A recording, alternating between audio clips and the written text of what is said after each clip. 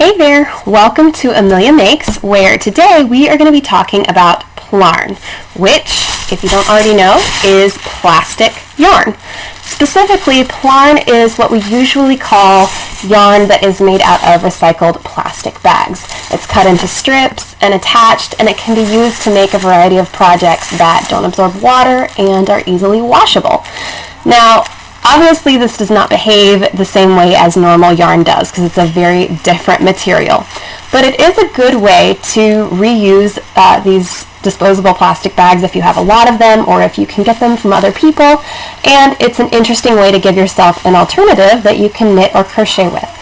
So here we are going to first go over how to prep a plastic bag for cutting into strips, how to cut your strips and attach them, and then finally I'll show you a couple of examples of the results that you can get by using different size hooks with different sizes of Plarn. So let's get started. Alright, so here I'm going to start with grabbing one bag and I'm going to show you how to prepare them for cutting into good strips for using. First of all, we need to get rid of the handles and we need to get rid of the seam at the bottom. This is the part of the bag that is not just easy to use with Plarn, so it is the part that I still just throw away when I'm doing this because we're saving most of the bag. So I'm just going to cut these straight across for starters, not being very precise with it at all. Get rid of this. Alright, now these bags have a pleat in the bottom, so when I open this up, it's going to change the way the bag is shaped. Here. So it makes it much easier to work with, but it also makes what I've just done pretty uneven when I take that pleat out. So sometimes I will go back across and just even that up.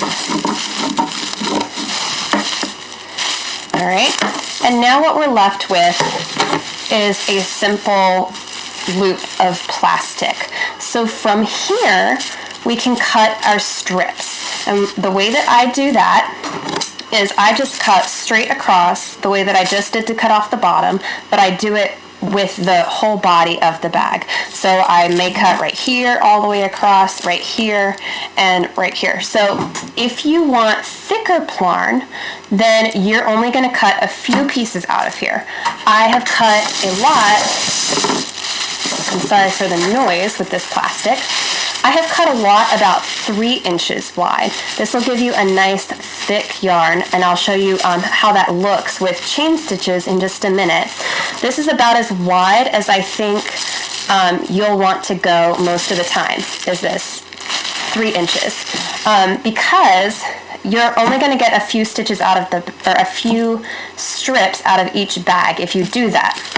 So as a matter of fact, that's what I'm just going to do with our example bag here, is cut it into thirds.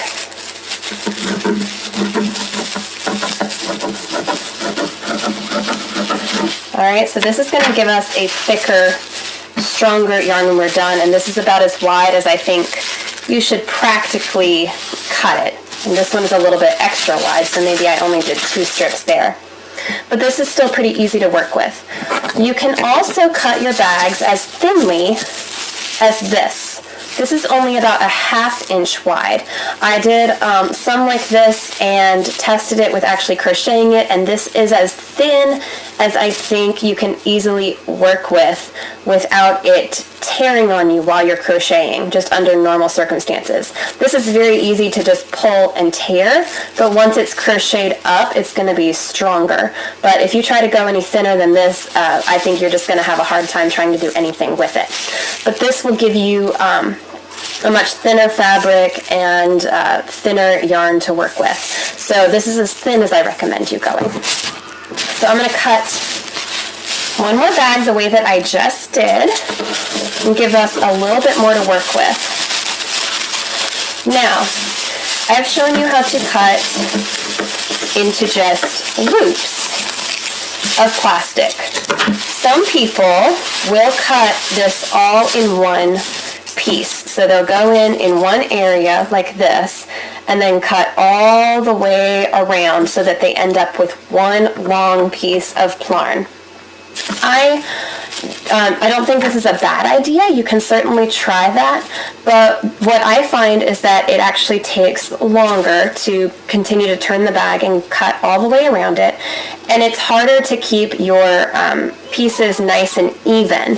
So just for the sake of time, especially since you're probably going to need to do this with a lot of bags, I think it's a lot more practical to just cut straight across instead of trying to cut this in one continuous strip. That's just my opinion, but that's the way I like to do it. I also find that if I try to cut things in one continuous strip and I don't really take my time, then it creates maybe a few odd corners at the beginning or at the end, or a few odd thick spaces where I have to go back and trim it. So that's just another reason why I like to do it this way.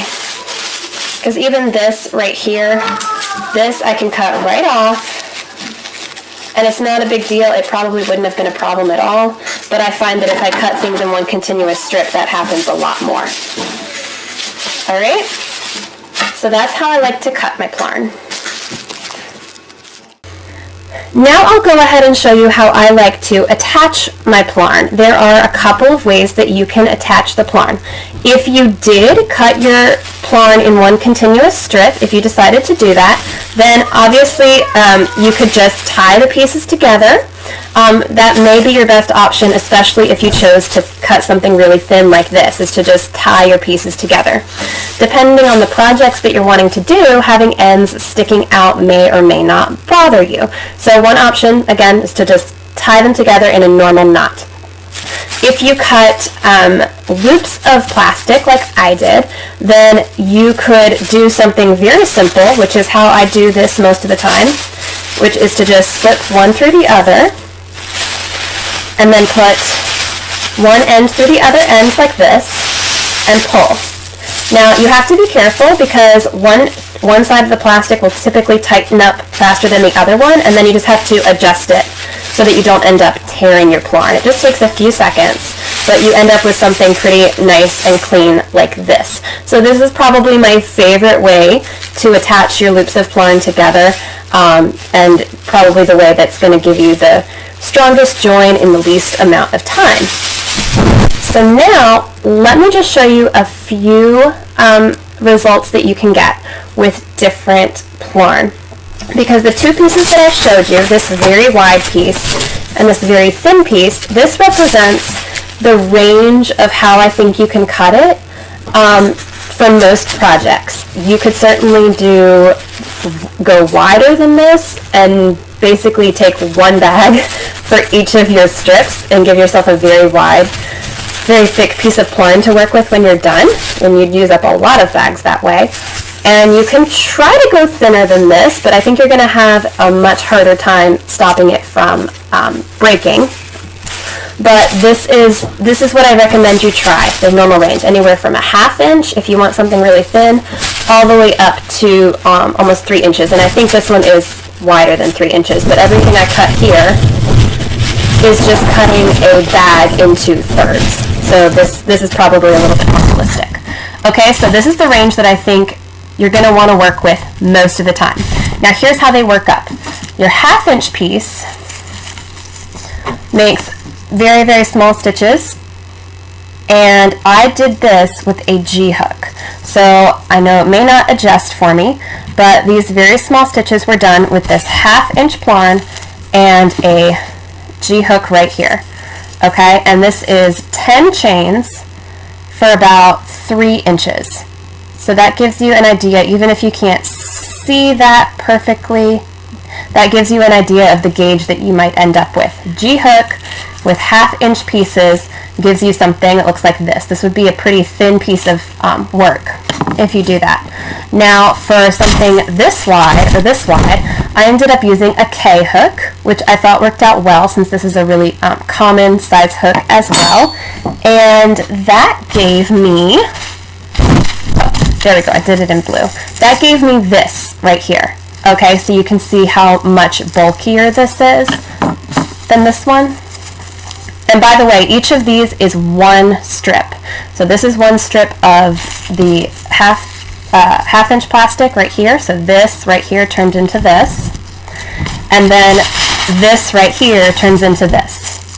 One piece. This is only 5 chains, and it's not quite 3 inches, it's about 2.5 inches.